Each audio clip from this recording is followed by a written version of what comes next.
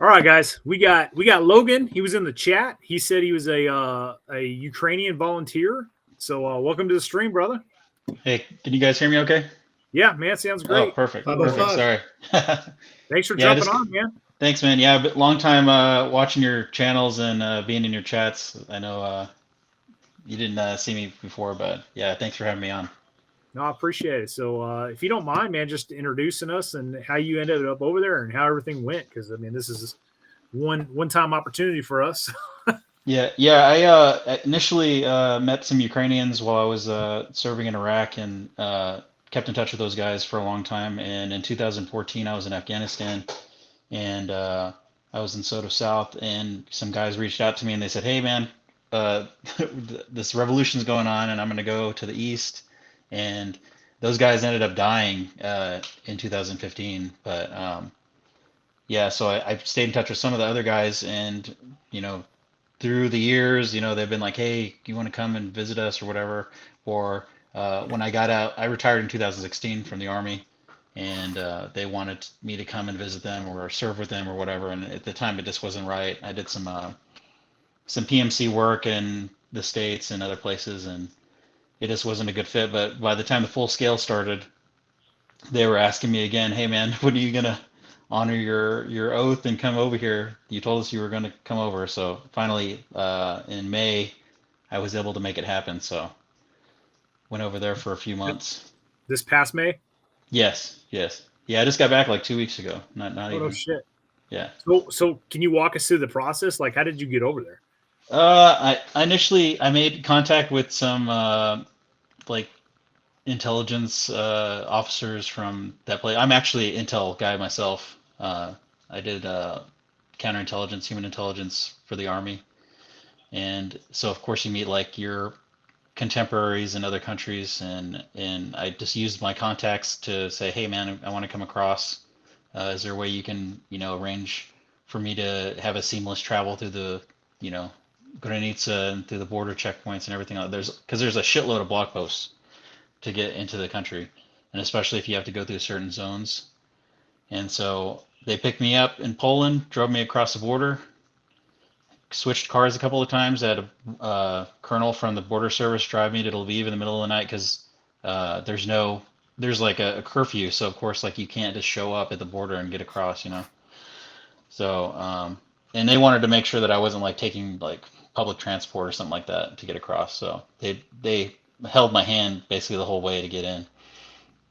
And then after I got to Lviv, met up with the guys, the officer, the colonel, a couple of colonels from GUR and SBU, and they were basically telling me like what the plan was, and they had a lot of it was like delusions of grandeur because there's a lot of volunteers over there, but there's not a lot of like specialized volunteers. A lot of the guys going over there are like really good like combat arms guys, and I got to work with a lot of those individuals, but there's not a lot of like specific like trainers like for things like logistics and intelligence and those kind of skill sets.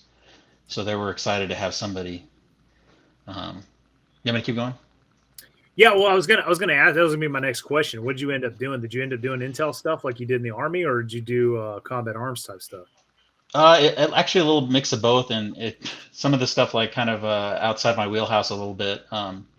I did some like counter IED stuff, so I like got to go to a couple of explosive schools and weapons intelligence schools, and some of the EOD guys over there actually allowed me to go over there and do some like make some breaching charges in Zaporizhia, and that was I'll tell about that in a minute. But uh, initially, they had me sitting in Lviv for like a month almost, like doing background checks and making sure that I wasn't like a foreign intelligence officer.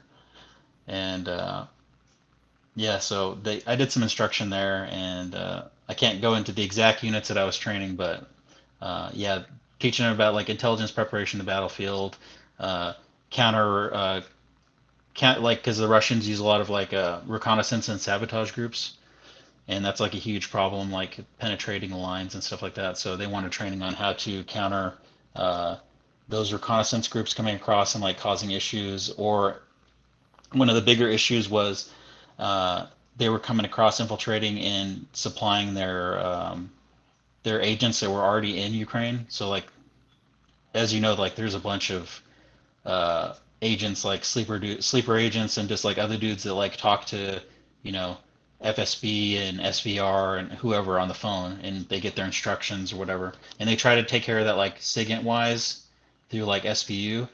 But a lot of times like they're resupplying and like giving these guys equipment and instructions like by hand, like dead drop style. And so they'll send guys across from different countries, not just like across like the front, and they'll like arrange dead drops or whatever tradecraft they're using, and they'll give these guys instructions on what to do, like sabotage or intelligence gathering. Most of the time, it involves like collection on where certain assets are, like air defense and stuff like that. But I can't go too much into that, like you said. Um, but that's a huge problem, is the insider threat. Yeah, I mean, I would think that that's just a given the Mm-hmm. long history between those two countries, Mm-hmm. that you're going to have those issues there.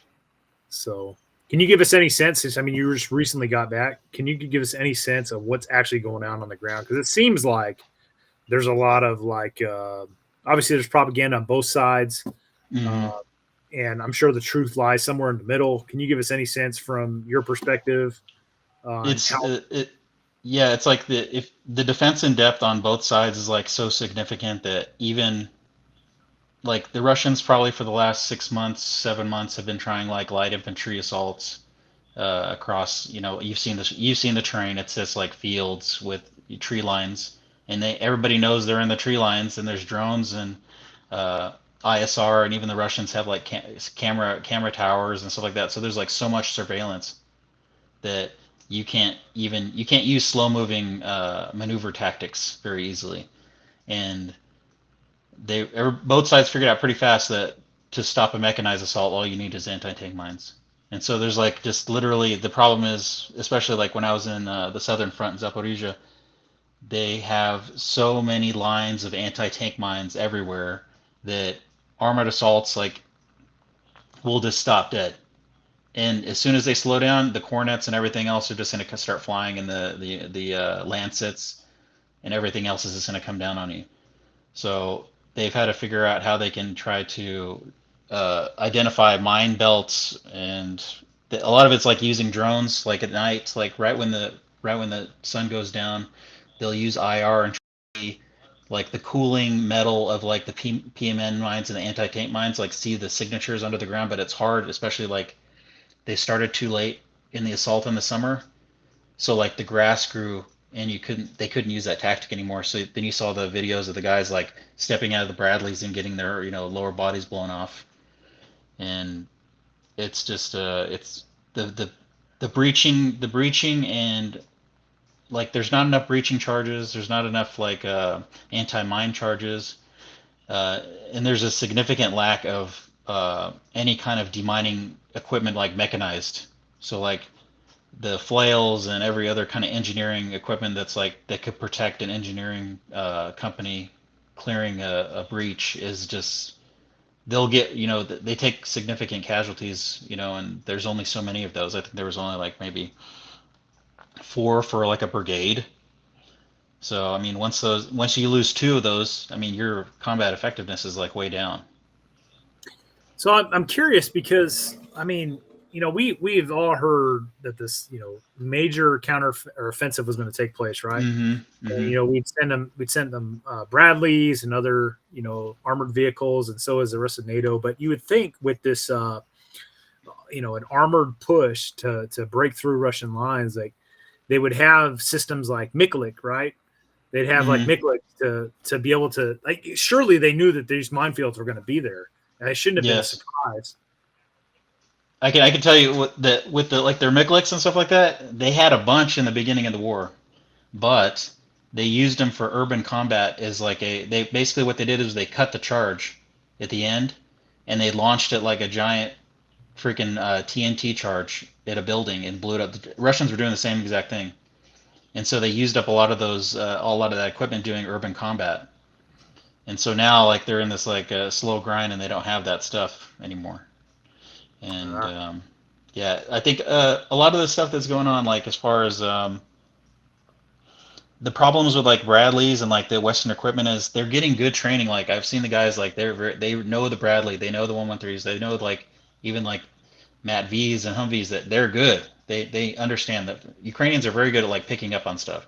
However, uh, the commanders, a lot of the commanders, I would say like half the commanders are like younger guys that have been trained in like in Graph or JRTC, or even like they went to West Point where they did some sort of like joint officer training, and so those guys understand like most Western doctrine and how to utilize maneuver like combined war, combined arms and stuff like that.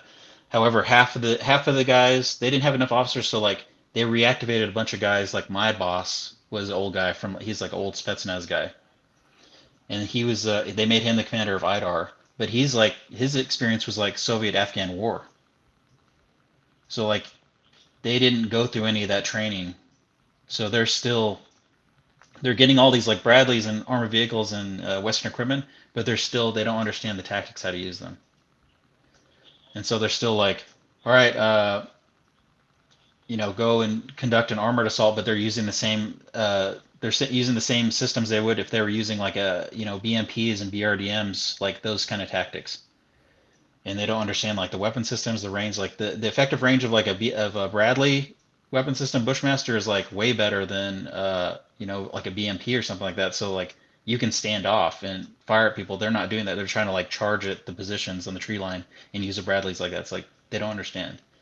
And then another thing is they don't understand they don't understand like mission planning, and I think that's probably one of the biggest things is like mission orders and mission planning like is almost non-existent, and especially like communication like to adjacent units, it doesn't exist. So instead of getting like a full operations order, they're going to receive like a warno like maybe like 2 hours out and be like, okay, we're going to conduct an attack at this time. And they'll be like, okay, which units are adjacent, which, who's our supporting unit to our left and right. They don't get any of that information. It's just, all right, when I call you at this time, you're going to attack, or when I call you at this time, you're going to start the artillery barrage. And the communication is pretty good, but they still have that mentality of like, if I give somebody information, like too much information, like an operational order, that it's going to be leaked. Because like I said before, there's such a big insider threat problem that they don't trust anybody, even like subordinate level or adjacent level. And I would say mostly like in their intelligence community, each battalion of like GUR or like the Rozvitka, they're like intelligence units, they don't share information. So that's another huge problem. It's like I was reading The Mission of Men and Me, Pete Blaber, and he's like, one of the things he says, information isn't like real unless it's shared. So that I would always like try to tell that to him and be like, hey man, if you have intel on something, like you need to share it like with your other battalions or whatever, and they just don't. They don't trust anybody. And I mean, I understand why, but it's like a huge issue. And they're being spoon-fed like intel, and I can't say exactly what it is, but like they're being, told by EUCOM analysts, exactly where everything is, like down to like the, where the radar positions are on the Russian side, but that information isn't always shared with everybody. And the reporting systems don't exist. The reporting infrastructure doesn't exist. It's just like whatever they get at the time. What else? Um, what can you give us like shit? I've been talking a lot about it, but the problems is there's a lot of good things too. Sorry. Yeah, I know. And that's what I kind of want to extrapolate from this conversation. I just don't want to all be negative stuff, right? Mike, what do you guys got? Well, let's hear some of that good stuff, Logan. I mean, you pointed out some really good problems that they're having, and not unexpected in and of the fact that they come from a Soviet type background. So it would be hard for them to get out of that paradigm for sure. But the fact that they even still exist during the fight tells me they're doing something good. Can you elaborate on that? Yeah, I think just like the ability of like the basic Ukrainian, like I would say like squad or platoon to like evolve because like I said, they have all these problems which forces them to basically like be so good at improvisation that they have their own like TTPs like at the squad level, like they know all that stuff, and they can like operate without, in the absence of orders they can operate. It's not looked at as like a good thing, but what happens is the guys who are like sitting in the trenches with like limited training, like those aren't the guys I'm talking about. Those are the guys that are going to try to like, they're going to just be placeholders in the trenches, like to hold those defensive positions. But what has happened over the course of probably since 2016 is the veterans of that time at the ATO and same guys who are fighting now, they form like these like really strong, like I would say like company size elements of volunteers that have been fighting since like 2014, even maybe before that. And this includes like the Chechens, Georgians, like people have been fighting the Russians since way before. So like I'm talking like veterans that have been fighting like the Russians since like the 90s. And these guys are like, I don't want to call them like special forces, but they're wrapped up into like their intelligence infrastructure, and they have been so effective in like doing ambushes behind enemy lines operations, even like shoring up like your basic like you know regular infantry, like militia level infantry. They can be put into those positions, whether they be mechanized or motorized, and they can like really make a big difference on the battlefield for real. And those guys, most of them like come with their own assets, like they have their own drones, they have their own mortar crews, like trained artillery guys. Um, the couple of the companies that I was with, like it's like a mix of like Western and Ukrainian volunteers who have been fighting since, like I said, since probably around 2014. Some of the guys are newer, but a lot of the dudes are really high speed. Um, there's a lot of guys from So like it's South America as well. Go ahead. so if I can summarize, if you don't mind, it sounds like what you're saying is like company and below, they've pretty much got their acts squared away. Oh, of It's course, like yeah. the battalions and the brigades that just hmm cannot get the coordination. It's like I don't know how you train, because I wanted to go to one chapter for a long time, but I would say like it's around a company size training event, correct? Yeah. And so once you get above that level, there has to be a lot of like left right unit coordination, and in rear operations coordination, especially like logistics and stuff like that. And at the battalion level in the brigade, if there's no like coordination and like overall operational structure to like support those operations, you have a big problem. And even if there's guys that are really competent, uh, whether they be Soviet trained or Western trained, uh, if there's no direct, I would say like I don't want to say like joint forces command, or like maybe they would benefit from like maybe even like a divisional level, like expeditionary level, small skeletal crew command structure. It would be good because right now there's a bunch of independent brigades and special brigades that are operating under the auspices of like a northern front, an eastern front, and a southern front. And so when you have like that many brigades, plus I'm talking about like the guys who are on the front, the guys who are in reserves, and then you have all these like little territorial defense units in your sector that are answerable to somebody else. And of course, you have all these volunteer, like I was talking, like these veteran volunteer units that are kind of just pop in whenever they want to, whenever they can. And I think that they would really benefit from some mentorship in that area. But until I worked in some staff headquarters at the corps level, and I think that they could benefit from some of that staff work as far as like coordination, IPB, um, even just like help in mission planning and stuff like that. And they get a little bit of that. I can't go too much into that, of course, like our embassy and other people doing stuff, but it's very limited. What's your overall sense on like how things are going over there? Mm, it's worse than what you see on YouTube. Like as far as like even like the guys I trust, like some of the people that I've been watching for a long time,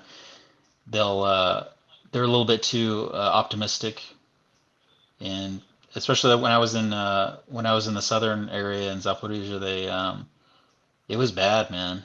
It's just imagine getting a Warno, you know, 30 minutes before your step off time is, and you don't have like enemy numbers, you don't have intel, you don't have um, any kind of information that would help you in your like own like even like squad level planning process, you know, like for your military decision making process, and like none of that, like you have like literally zero information, and they try to do the best they can, and like I said, like at you said, the company level, platoon level, like they're trying their best, but when they're getting contradicting orders and stuff like that, and then they run into minefields, and um, they've made some successes breaching, but it's just as you can imagine, this getting hammered by artillery, concentrated artillery fire, you can't make a lot of movement in open terrain like that in the steppe, you know.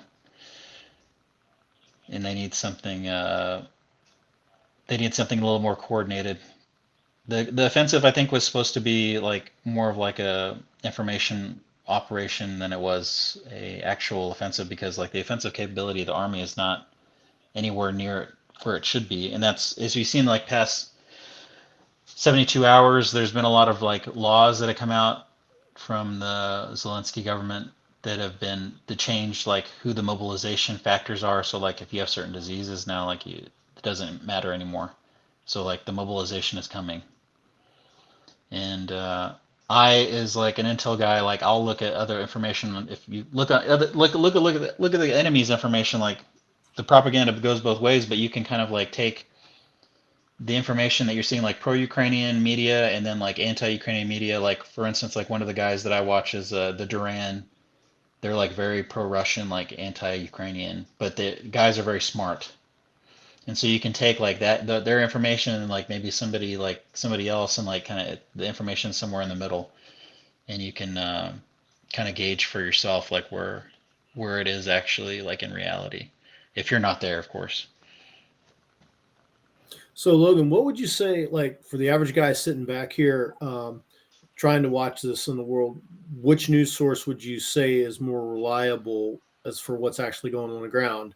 Like, is like Sky News better than DW News, better than the BBC, better than our news services? Which I one do you don't. think's getting the Yeah. closest?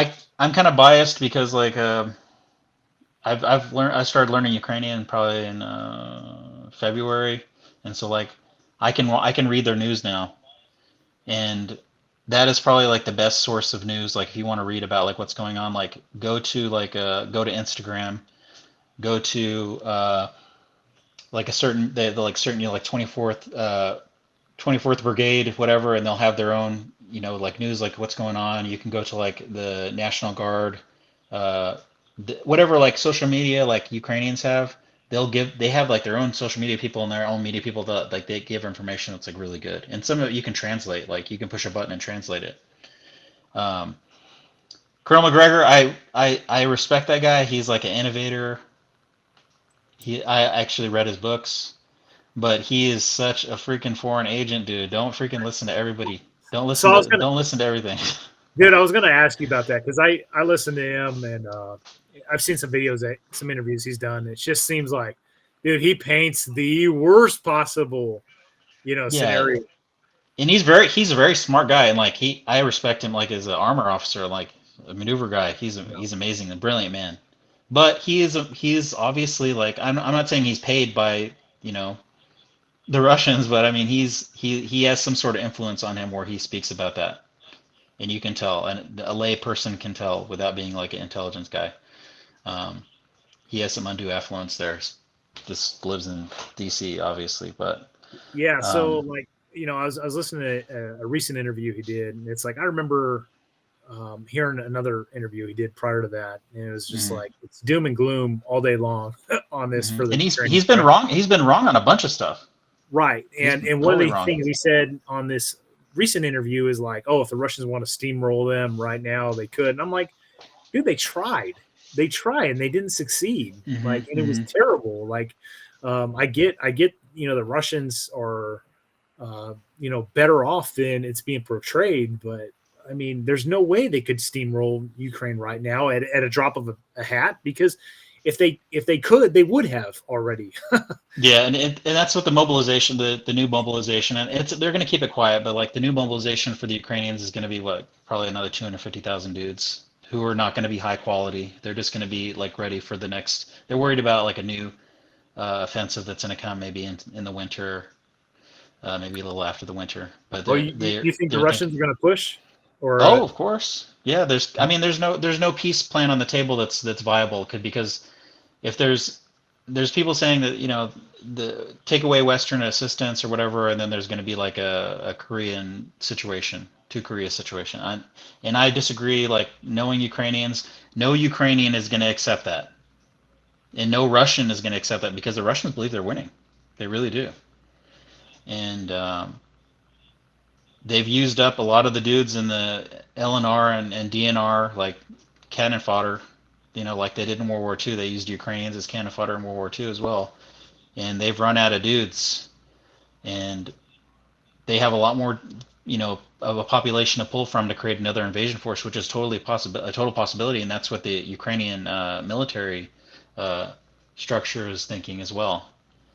That there's going to be another invasion force here in the next 6 months, ready, and so there's going to be one of two scenarios that we're going to have to either watch the Ukrainians eat, another invasion or another push from maybe Belarus. When I was working there, one of the main things my boss had me looking at was the viability of Wagner training Belarusians or some other guys to come across from Pripyat, north of Kiev, like to push from the north to create a second front, or to even push towards Lviv.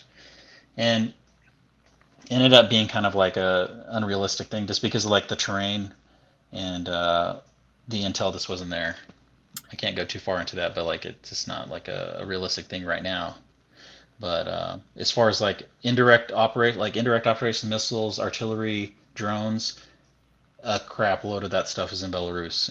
And just like I was in Kharkiv was the last city that I was in before I headed back, and man, there must have been like an air raid every like 10, 20 minutes, and a lot of that's like MiG-31 took off from Belarus, and it's got a freaking cruise missile on the bottom of it, and they know, and they're like, hey, it's coming this way. What's your take on the whole thing with Wagner when that all went down? Oh, it's hilarious. I mean, I thought it was hilarious at the time, but I think it is like the same concept, like as far as like when you grind down a unit, like can you imagine like taking like a really significantly trained unit, like let's just say like a Marine battalion or something, and like grinding it down like by attrition to like the best dudes possible, and then like not treating those guys, and it's like the opposite of the Ukrainians. Like those guys get ground down to like a squad from a battalion, and you've seen the way that Ukrainians, like the way they rotate their units out. They do a pretty good job at rotating their units, but the way the Russians rotate their units is they are attrited until they are almost destroyed, and then they just send reinforcements to occupy the positions. That And sounds so when very those, Russian-like. yeah. So I mean, you can listen to some of the SIGINT captures if you go onto like just go to the Instagram of like SBU, or even like the another good one is like their Defense Intelligence Unit for the Ukrainian Foreign Legion, DIU, and there'll be so many good like SIGINT captures of guys talking about oh, my unit, we start out with 300 guys and we're down to 10 guys. And those guys, like they stay, like they're not rotated out. And so if you can imagine like this like nexus of dudes that are like angry, and like their morale is so fucking low because they have, they've gone through all this stuff. You can imagine like this from the Russian perspective, those guys are tough, but like you can imagine like the anger and the frustration and everything like coming to like a boiling point, like even like in a normal, not even Wagner guys.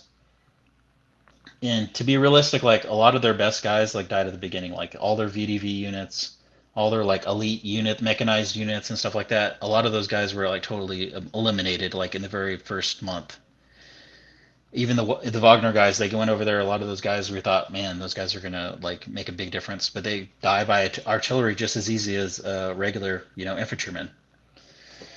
And yeah, I think the as far as like the Wagner situation with Prigozhin and stuff like that, it was just the way their government is structured with the oligarchy and everything. It was something like that was bound to happen, and everybody was joking. It's like it's like the exact plot from Call of Duty of like ultra nationalists fighting Russian nationalists. It's hilarious. So do you think Prigozhin was on that plane when he got shot down? I don't know, maybe. I mean, everybody here in the States is just like, dude, that dude's gonna get killed. Like of course, yeah. I mean, people fall out of windows all the time in Russia. Right. Why not fall out of a plane? So I've been trying to get Tyler Jackson on here, but he's not able to come in at this time. But he did ask you a question. Have you encountered any radio or GPS jamming or spoofing? Oh, dude. Yeah. It's like just like something that normal Ukrainian person has to deal with all the time, like on a frontline city like Zaporizhia or Kharkiv or Kramatorsk or something like that. Like if you want to use Uber, or in their version is like called Uklon, or like any GPS service, like you're going using directions, or like you're getting an Uber or something, like you can't when the air raid goes off, because both sides are going to kick on their GPS jamming. And yeah, it's annoying. Like I can't go too far into it, but doing like drone training, the guys have to learn how to fly by wire basically, because when you fly a drone, you can use the GPS to mark positions. You can use your GPS to like realize where you are, in position to where like your operator is or where the target is. And the Ukrainians have had to learn to use like literally no GPS, and to use like a train association and everything else just to get to the target and come back. And the ability to mark is of course hampered by that, but like there's no GPS. Like it is totally gone. And sometimes they can shield certain things like components from that, but it's very difficult. You bring up an outstanding point, and if you're not taking note of that here as U.S. military or even as an American citizen, that at a time facing against a peer or near peer threat, that GPS is probably not going to be available. It's gone. And like I tried to like when I was doing, because I did some like they asked me to do some like regular like some basic like battle drill training for some guys in north of Kiev, and man, for them to try to understand like the good old like prone bone, like doing analog like map marking, like mission planning and stuff like that, just like on paper, like they are like, I don't want to say they're resistant to it, but like they are like, man, we have GPS. I'm like, no, you don't. No, you don't, dude. And some of the guys understand that have been to the front, but a lot of the guys, you can imagine, it's like a 1,000,000-man army, dude. So it's like there's a lot of inexperienced people, right? And they've had to learn a lot of new things. And of course, you got to learn how to do. If anybody wants to go over there, please study up on like your Russian grid reference, Soviet style grid reference systems and like maps and stuff like that, because some of the guys understand MGRS and like NATO maps and stuff like that, but most of them don't. They can't even like comprehend top-down perspective as far as like mapping and like train association and geography and stuff like that. So you like really have to understand like their systems and how you can integrate it with yours, your knowledge, if you want to go over there and be like a volunteer. Can you speak to some of the like drone countermeasures and things of that nature? Because obviously drones have played a bigger role. It seems from my perspective that the vast majority of them are used for like artillery spotting. But I mean, you've already brought up and mentioned like jamming and stuff. Obviously that affects the drones. to the point to where they got to fly by wire, right? They can't use their GPS and stuff. But what drone countermeasures have came out of this conflict? I would say, like, I mean, physically, you see a lot of systems now, like your high value systems are going to come with, like they talk about Russians having cope cages, the Ukrainians have them too, dude. They have like whole boxes, they have like a whole box wire frame around their artillery systems, and they're like, like their important positions, like their air defense and their radar stations, stuff like that, they are like very well protected as far as like camouflage and like physical standoff barriers like cages and wire mesh, stuff like that. It's hard to get like the regular infantrymen to understand like the importance of camouflage, even like personal camouflage. Like that was one of the big things I was trying to teach guys when they were doing counter reconnaissance sabotage group like patrols, is to wear camouflage paint, because like that isn't like a Soviet thing or like a Eastern Europe thing. I've noticed that. I've noticed that. And like if you go to my Instagram, I'm not trying to like do it because mine is private anyways, but like I have pictures of like the guys training, like I'm like showing them like how to use face paint and stuff like that, and they're like, oh, can you bring us back some loam green paint for our faces and stuff like, and I was like, yeah, sure, man, but because they don't have stuff like that there.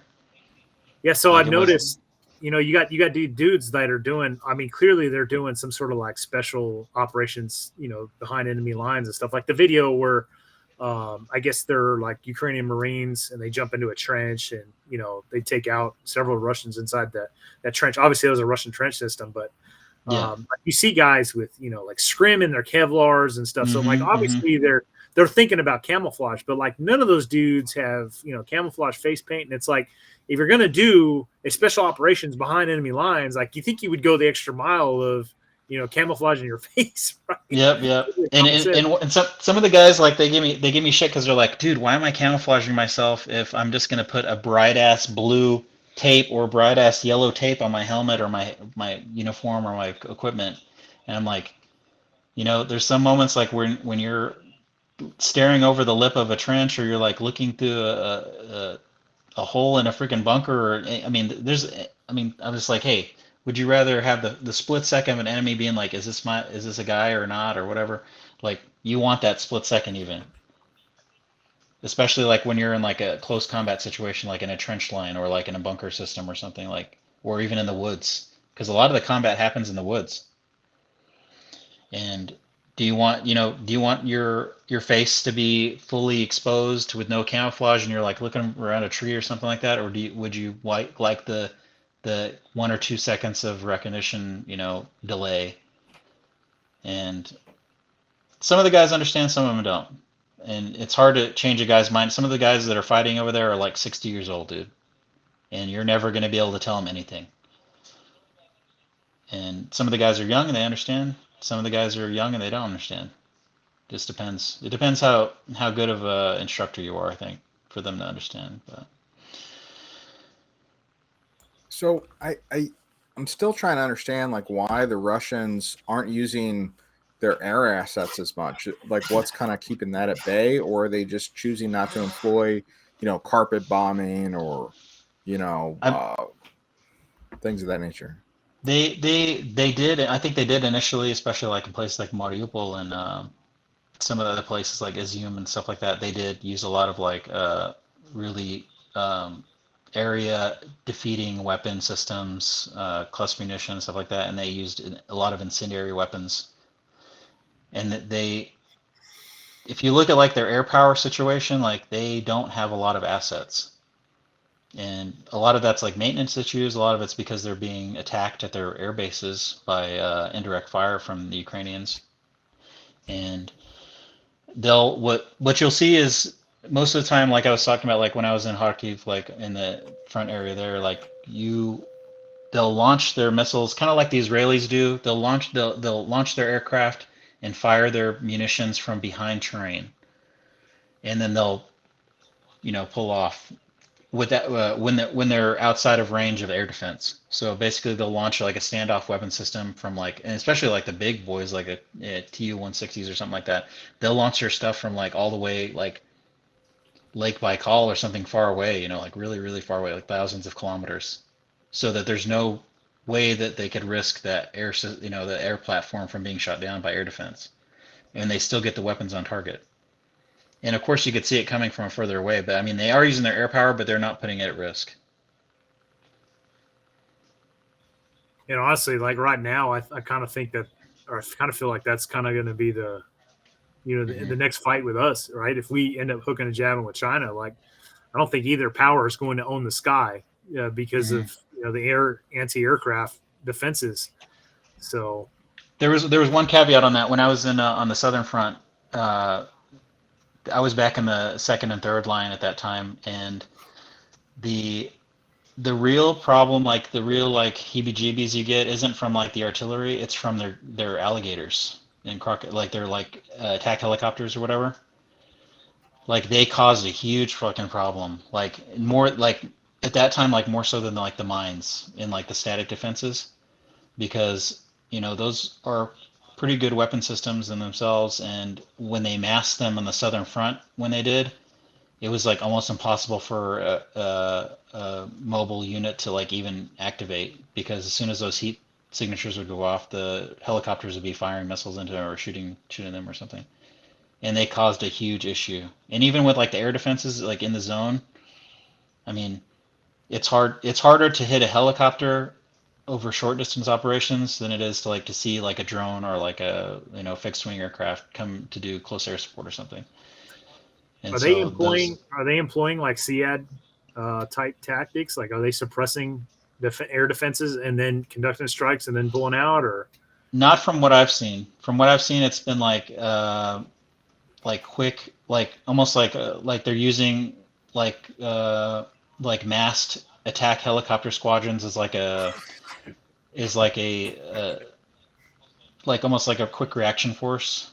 So as soon as like they get knowledge that the artillery is firing on these positions, like because of course like the Ukrainians are going to fire their artillery first and then soften the positions up, and then they're going to launch their mechanized attack.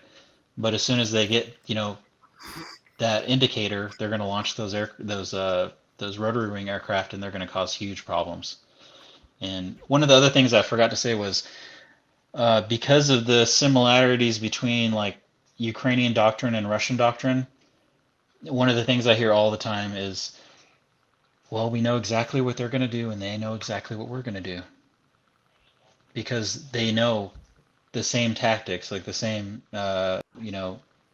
like if they're seeing like a VMP, they know they're going to fight against this unit. They know exactly what kind of tactics that battalion commander, that battalion tactical group commander is going to do. And then they know the Russians know exactly what the Ukrainians are going to do, and that causes a huge, as far as like stagnation in the combat, because there's no maneuver, and everybody knows what each other's going to do. Even when it comes down to like urban warfare, the way that Ukrainians and Russians conduct urban warfare is like almost exactly the same. And so you'll see, you can go look on video of Ukrainian units fighting Russian units, like in Mariupol or even in like Bakhmut and stuff like that, and you'll see like Stalingrad, like the room to room, and nobody's moved. Like they're in the same building fighting, but they're not. Nobody's able to push each other out. And the only time you ever see like guys that are like doing something different, or is you see like some of the companies from like the Foreign Legion, because they're not like stuck to those tactics. And so you see like videos of the Foreign Legion guys, they're like running from, they're like flanking whole like city blocks to come behind positions and stuff like that. And you'll see like, some stuff happening. But as far as like Soviet style doctrine, they both use the same thing. That's very interesting to me, because like you mentioned earlier, you trained with Ukrainians years ago. And like I know Marines that went over and trained with Ukrainians in joint like operations and stuff. So like I was under the impression that they had adopted a lot of Western tactics and stuff like that. But it sounds like at least since the war has progressed, like there's a lot of sticking to what they know. Yeah, and like I said, most of it is because you have like that cadre of guys that has, like you said, has had Western training and has had other experiences in like the quad and places like that. But imagine like going from like our army size, what's our like military strength in like the Marines, like 200, 300,000 guys or something like that. Yeah, yeah, yeah. And then increasing that by like 8 times, and you have to call back, like colonels that are like 50, 60 years old, and then now you have Cold War guys, Marine Cold War officers that never had any combat experience, or something like that. And then you have them commanding whole entire units, brigades and battalions, and there's a problem. You can imagine that problem from that perspective.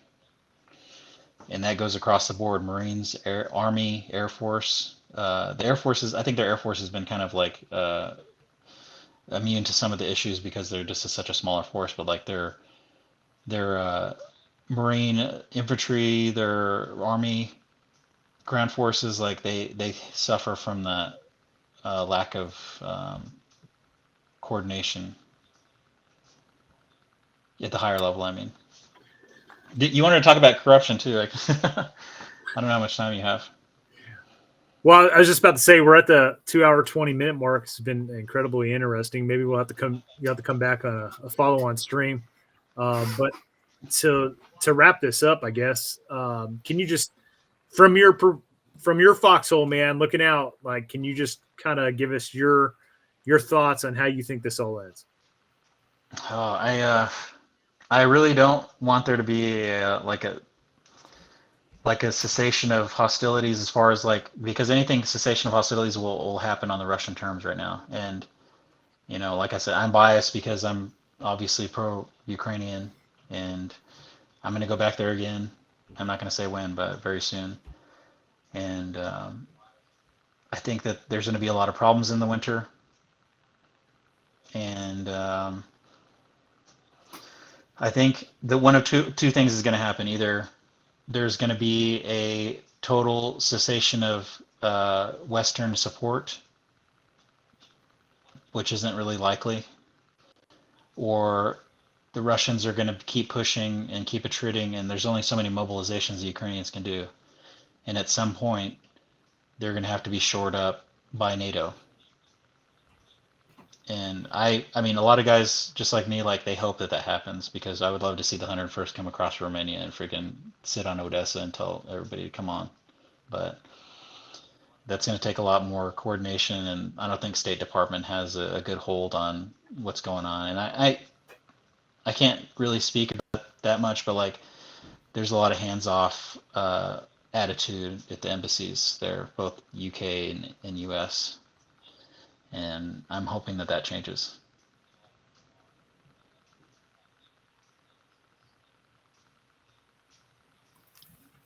Well, it sounds like you just described the onset of World War III. Dude, I mean, I hope not. I feel like we're already on the way. You know what I mean? I don't think anybody wins from that. So. Yeah. But man, thanks for jumping on tonight, brother. So like we literally started this stream. We had no topic. Oh, you did? So we have this like live stream group chat, and I was just like, every time it's like, hey man, what do you guys think? A good topic? And it was just just a bunch of random shit, nothing that would last 2 hours. So I was like, yeah. fuck it, let's go. We've done it before. Let's go live and why not? Current events, yeah. And when I come on, like in the comments or something before, like I usually just talk shit. But now, like, if you serious, like, I'll come back on to talk. I have a lot more stuff, obviously, but if you guys want to talk about Ukraine or something, you've been great, brother. And I got your email, so next time we're doing anything Ukraine related, I'll be sure to include you in. Cool, brother. Thanks for the time. And you guys got final thoughts? Logan, you got a final thought? Thanks for being on board, Logan. This was very informative. Yeah, if anybody needs if anybody, like, I know there's a lot of political, I guess my final thought is, like, don't get trapped in like the two-party politics and be a contrarian about, real or like global conflict that is happening right now. Like, don't be that person that just parrots the contrarian information or contrarian viewpoints just because of a president or not, like you don't like a president or something. Like, I don't give a shit about Biden. I don't give a shit about Trump. I care about like the fact that, people are crying about like sending their tax money like and old equipment to like Ukraine, but it's like, would you complain if your son was being sent to Ukraine? Like, what would you rather complain about? And that's the difference to me. So if I could give anybody advice, like if you want to support guys that are over there, there's guys that are on social media right now that are asking for money. Like I'm talking like Hrivnas are like so cheap, like so like they're asking for like a couple of $100 and it'll like make their they supply their unit for like a month with food. And if you get on social media, you can support those guys. Like, there's squads, there's like companies that are asking for like just donations. If you have extra equipment that's sitting back home, like if you have something to sit in, like maybe send it to somebody. Just think about it. You got anything, Mike? No, not really. Other than thank you for jumping on, and I'd love to see you back. And I think we got a lot more to talk about. Yeah, no problem, man. Just let me know. Yeah, bro. All right, fellas. It's been a good stream. Appreciate everybody hanging around. Almost 2.5 hours almost. But yeah. All right, guys. See you on the next one. Have a good one, brothers. See it.